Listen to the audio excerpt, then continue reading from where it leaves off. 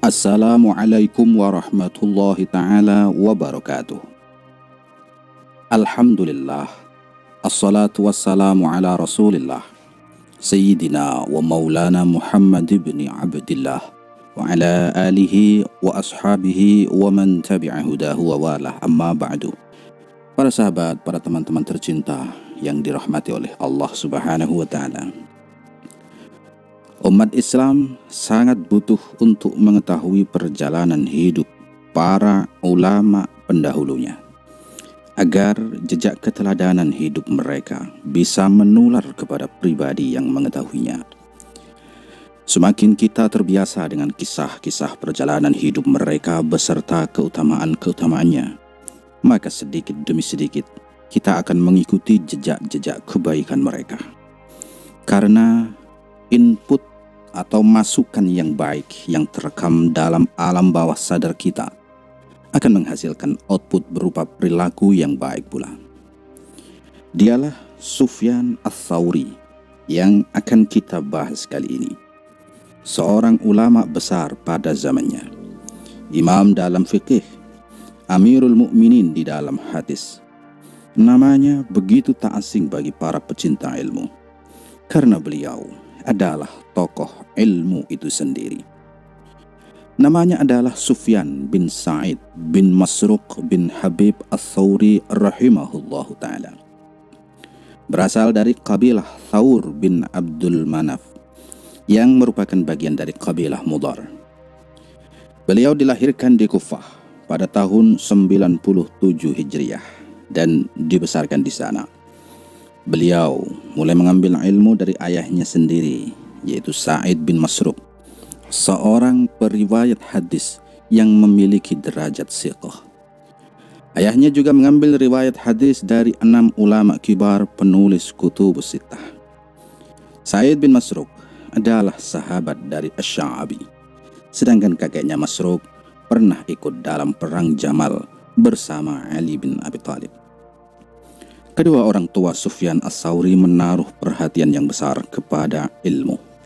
Seperti kita ketahui, ayahnya adalah seorang ahli hadis.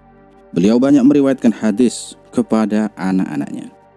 Sedangkan ibunya turut andil pula dalam mendukung anak-anaknya menuntut ilmu. Dia mampu menghasilkan uang dari syair-syair yang dibuatnya, dan dia infakkan untuk menopang kebutuhan anaknya dalam rangka menuntut ilmu. Sekarang kita bahas tentang hafalan-hafalan Imam Sufyan ini. Sufyan Ats-Tsauri dikenal memiliki daya ingat yang luar biasa. Orang-orang mengatakan bahwa Sufyan Ats-Tsauri lebih kuat hafalannya dibandingkan dengan Malik bin Anas dan Imam Asy-Sya'bi. Beliau sendiri berkata, "Tidaklah aku mengingat sesuatu kemudian aku melupakannya." Beliau rahimahullah telah menghafal sekitar 30.000 hadis selama hidupnya. Beliau benar-benar telah menghabiskan usianya untuk menuntut ilmu dan menghafalkan hadis. Sampai pada detik-detik kematian beliau pun, beliau masih menulis hadis yang didengar dari orang yang menjenguknya. Beliau telah melakukan safar, perjalanan dari Kufah ke Mekah dan Madinah demi menuntut ilmu. Imam Sufyan Ats-Tsauri memiliki kebiasaan membagi waktu malam menjadi 2 bagian. Pertama, untuk membaca Al-Quran dan Qiyamul Lail, dan yang kedua, untuk membaca hadis dan menghafalnya. Maka tidak heran dengan kemampuan daya ingatnya yang luar biasa, ditambah kebiasaan menghafal hadis, setiap malamnya ini membuat beliau mampu menghafal lebih dari 30.000 hadis. Lanjut, kita akan membahas tentang ibadah-ibadah beliau. Diriwayatkan dari Yusuf bin Asbat rahimahullah ta'ala. Beliau menceritakan bahwa suatu hari Sufyan Ats-Tsauri memintanya untuk mengambil air wudhu. Kemudian diambilkanlah air wudhu untuknya. Beliau pun mengambil air tersebut dengan tangan kanannya, dan tangan kirinya diletakkan di pipinya sambil merenung. Yusuf pun berkata, "Kemudian aku tidur, lalu bangun ketika sudah masuk waktu fajar. Dan saya kembali melihat tangan Ats-Tsauri masih memegang air wudhu tadi. Aku heran, dan aku pun berkata kepadanya, 'Loh, fajar sudah terbit, Wahai Sufyan. Sufyan Ats-Tsauri pun berkata, saya masih saja memikirkan tentang akhirat sampai sekarang semenjak kau memberiku air wudhu ini. Sufyan Ats-Tsauri adalah ahli qiyamul lail, ahli salat malam. Beliau melakukan salat sepanjang malam sampai waktu subuh, sampai kakinya bengkak. Setelah melakukan salat malam, beliau selalu mengangkat kakinya dan menyandarkannya di tembok supaya aliran darah pada kakinya bisa kembali normal. Dan diriwayatkan dari Ali bin Al-Fudail, aku telah melihat Ats-Tsauri sedang melakukan sujud di Masjidil Haram. Kemudian saya melakukan tawaf sebanyak 7 kali sebelum dia mengangkat kepalanya dari sujud. Ibnu Mahdi juga pernah berkata, aku tidak bisa mendengar tilawah Sufyan karena dia sering banyak menangis. Kekhusyuan Sufyan Ats-Tsauri dalam beribadah telah masyhur di kalangan orang-orang yang mengenalnya. Ubaisah pun pernah berkata, tidaklah saya berada satu majelis dengan Sufyan kecuali saya akan teringat pada kematian. Dan saya tidak pernah melihat seseorang yang paling mengingat mati daripada dia. Lanjut kisah beliau pada waktu menolak jabatan sebagai hakim. Sufyan Ats-Tsauri hidup pada masa 2 Khalifah Abbasiyah, yaitu Abu Ja'far Al-Mansur dan Khalifah Al-Mahdi. Al-Mansur menawarkan kepadanya untuk menjadi hakim, namun sang imam menolaknya. Alasan beliau menolak jabatan tersebut adalah karena beliau adalah orang yang sangat tidak bisa melihat kemungkaran di hadapannya. Imam Ats-Tsauri berkata, sesungguhnya aku melihat sesuatu yang wajib bagiku untuk mengatakan kebenarannya, namun tidak bisa aku lakukan. Maka aku bisa kencing darah saking sedihnya. Menduduki jabatan sebagai hakim khalifah artinya ia akan hidup dekat dengan istana dan akan melihat banyak hal yang bertentangan dengan prinsipnya, dan ia akan sangat merasa sedih akan hal itu. Khalifah Al-Mansur terus meminta dan menekan Ats-Tsauri agar bersedia menjadi hakimnya. Namun Imam Ats-Tsauri tetap bersikeras menolaknya. Mengetahui penolakan dari Ats-Tsauri, Al-Mansur pun mengeluarkan perintah untuk menangkapnya. Dan bagi yang bisa menangkapnya akan diberi hadiah sebanyak 10.000 dirham. Mengetahui hal himbauan dari khalifah tersebut, Ats-Tsauri pun pergi melarikan diri menuju Yaman. Sufyan Ats-Tsauri dalam masa pelariannya telah berpindah-pindah dari satu tempat ke tempat yang lain, di antaranya ke Yaman, Basrah, Iran, dan Hijaz. Dalam masa pelariannya, beliau tetap istiqamah menuntut ilmu. Ada kisah menarik yang diriwayatkan oleh Abu Ahmad Az-Zubairi tentang ujian yang menimpa Sufyan Ats-Tsauri ketika melakukan pelarian ke Yaman. Dikisahkan bahwa Sufyan Ats-Tsauri dituduh sebagai pencuri oleh sekelompok orang. Kemudian orang-orang tersebut membawanya ke hadapan pemimpin Yaman saat itu, yaitu Ma'an bin Zaidah. Orang-orang itu berkata kepada Ma'an, wahai tuan, dia telah mencuri sesuatu dari kita. Sufyan Ats-Tsauri menjawab, aku tidak mencuri apa-apa. Ma'an, sang pemimpin Yaman, berkata, minggirlah kalian sehingga aku bisa menginterogasinya sendiri. Hei Pak Tua, siapa namamu? Namaku Abdullah bin Abdurrahman, hamba Allah, anak dari hamba Rahman, jawab Ats-Tsauri menyembunyikan identitasnya. Demi Allah, sebutlah namamu, desak Ma'an. Aku Sufyan bin Sa'id bin Masruq. Hah? Ats-Tsauri? Tanya Ma'an memastikan. Ya, Ats-Tsauri. Engkau adalah buronan Amirul Mukminin? Ya, benar. Ma'an berpikir sejenak, kemudian berkata, jika engkau mau, menetaplah di sini, dan jika tidak, kau bisa pergi kapanpun yang kau mau. Demi Allah, seandainya engkau bersembunyi di bawah telapak kakiku, aku tidak akan mengangkatnya. Maksudnya adalah saya tidak akan menyerahkanmu dan akan melindungimu. Sedangkan ketika pelariannya di Basrah, beliau bersembunyi sebagai tukang kebun. Beliau menjaga hasil kebun dengan amanah. Suatu ketika, para pemungut zakat datang menghampirinya. Siapa anda, wahai Syekh? Saya penduduk Kufah, jawab Ats-Tsauri. Menurutmu, mana yang lebih manis? Rutab Basrah atau rutab Kufah, Syekh? Oh, Saya belum pernah merasakan rutab Basrah, sahut As-Sauri. Anda bohong, timpalnya tak percaya. Kemudian si pemungut zakat ini pun menceritakan kejadian menakjubkan tersebut kepada pemimpinnya.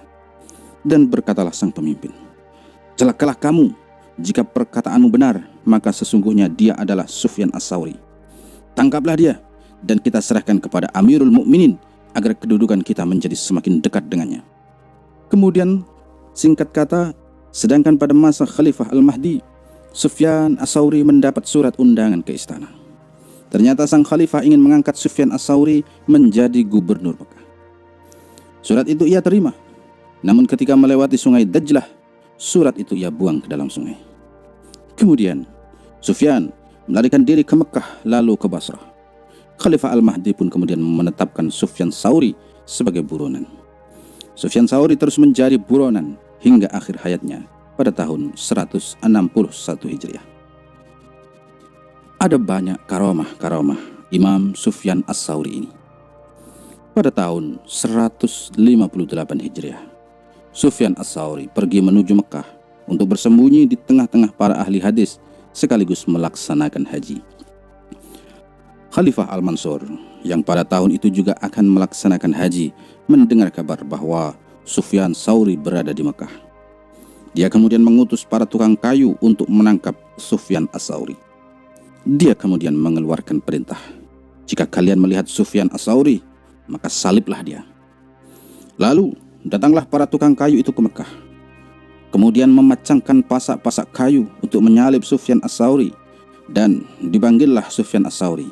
Dan mereka berkata, "Wahai Abu Abdullah, bertakwalah kepada Allah, jangan sampai musuh-musuh mencemooh kita." Kemudian As-Sauri mendekat ke pelindung Ka'bah dan berdoa. Lalu As-Sauri pun ditangkap. Hampir saja Sufyan As-Sauri dieksekusi atau disalib karena perintah sang khalifah.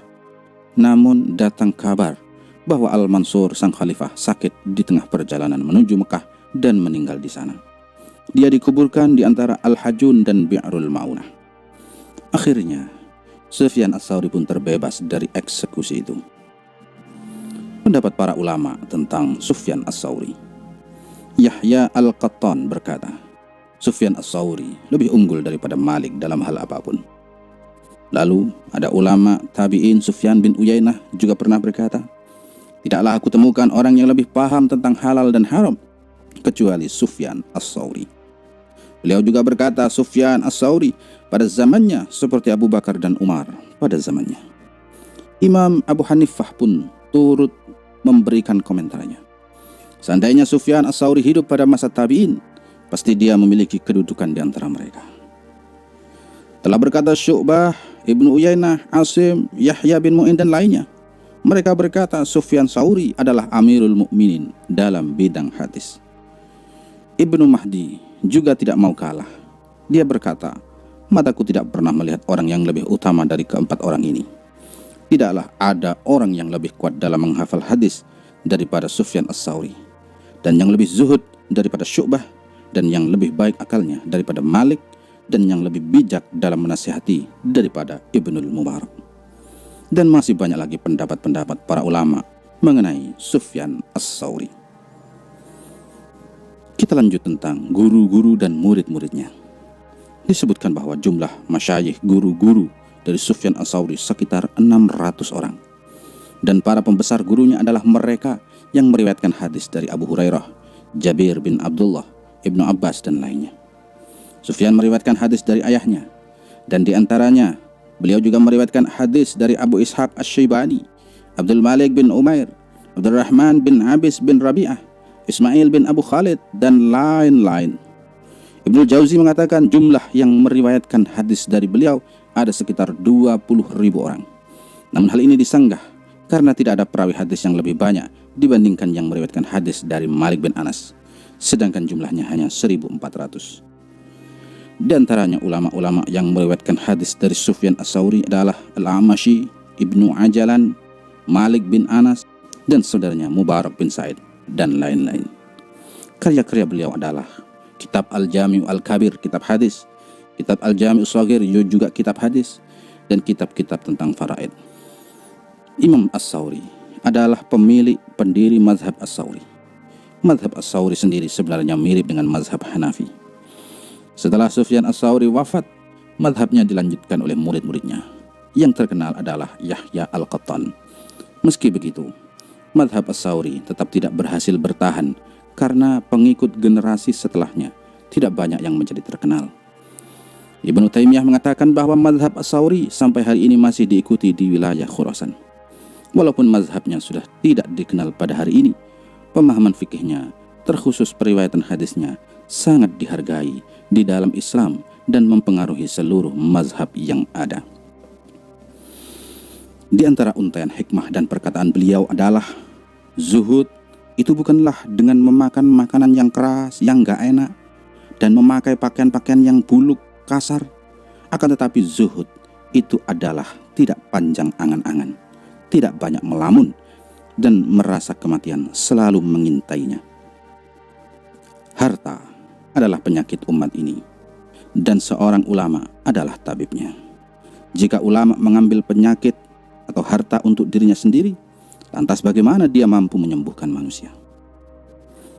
Kami tidak mengetahui adanya suatu amalan yang lebih utama daripada menuntut ilmu dengan niat yang ikhlas. Itulah sepenggal kata-kata kalam hikmah Imam Sufyan Ats-Tsauri. Lanjut, kita akan membahas tentang wafatnya beliau. Ibnu Mahdi meriwayatkan bahwa suatu malam Sufyan menderita sakit di perutnya. Kemudian dia berwudu pada malam itu sebanyak 60 kali sampai dia merasa yakin. Kemudian Sufyan turun dari tempat tidurnya dan meletakkan pipinya ke tanah. Dan dia berkata, "Wahai hamba yang pengasih, betapa sengsaranya kematian itu." Dan ketika wafat, aku yang memejamkan matanya. Kemudian orang-orang berdatangan pada tengah malam. Sufyan Ats-Tsauri wafat pada bulan Sya'ban tahun 161 Hijriah di wilayah Basrah, kalau sekarang Irak. Sedangkan Khalifah Al-Mahdi menganggap Sufyan meninggal pada tahun 162 Hijriah. Sufyan Ats-Tsauri meninggal dalam pelariannya dari Khalifah Al-Mahdi. Jenazah Sufyan Ats-Tsauri dimandikan oleh Abdullah bin Ishaq Al-Kinani. Sebelumnya, Sufyan Ats-Tsauri telah memberikan wasiat kepada Abdurrahman bin Abdul Malik agar menyalatinya ketika ia meninggal. Abdurrahman pun memenuhi wasiatnya tersebut dengan menyalatinya bersama penduduk Basrah. Kemudian jenazah sang imam pun disemayamkan pada waktu Isya. Semoga kisah ini menjadi pelajaran bagi kita semua. Wallahu a'lam bishawab. Wassalamualaikum warahmatullahi wabarakatuh.